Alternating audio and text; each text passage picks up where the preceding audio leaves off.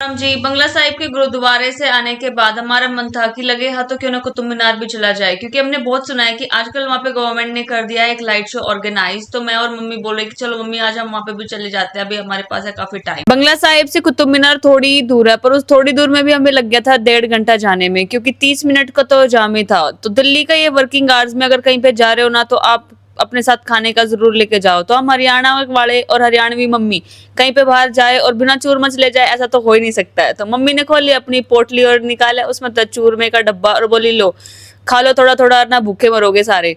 तो थोड़ा सा चूरमा खा के ऐसा हो गया था जैसे कि चिड़िया के पेट में 2 दाने और आ गए थे जी से।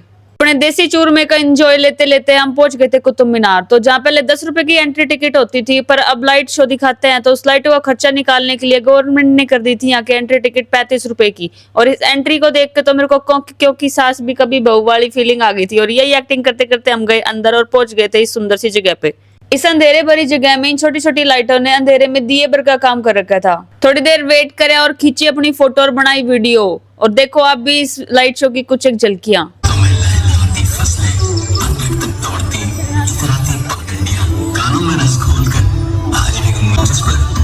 सूरज सबसे पहले अपनी किरण बिखेरता है।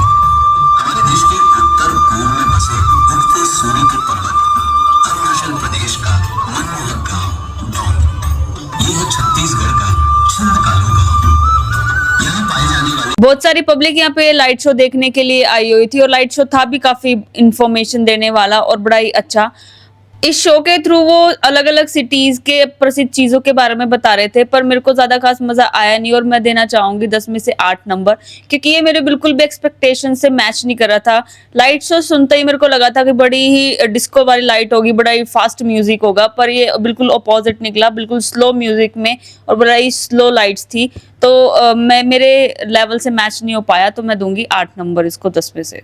ये सब देखने के बाद हम आगे बढ़े और देखे कुतुब मीनार की आर्किटेक्चर, और पहुंच गए थे दरवाजे के पास। तो मेरी मम्मी बचपन में मैं कहती थी कुतुब मीनार के ना 7 मंजिल थी पहले, पर फिर ना 2 गिरा दी और 5 बच गई हैं।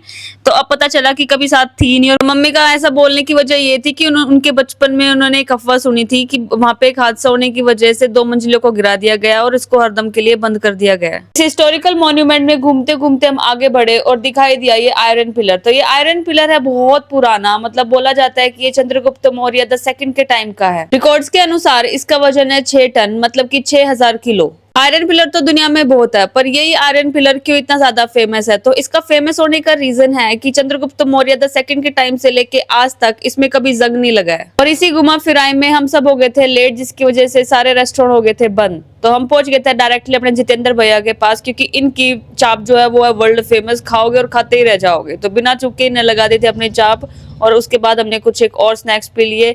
इतनी स्वाद चाप थी कि अगर आप सेक्टर 14 आओ तो जरूर ट्राई करना आके भैया की चाप। खाना दाना करने के बाद हम निकल दिए थे दीदी और जीजू को ड्रॉप करने के लिए इनके घर, करके इनको ड्रॉप आए निकल दिए हम अपने घर वापस आने के लिए। तो आज के लिए बस इतना ही, मिलते हैं अगले व्लॉग में। जय श्री श्याम।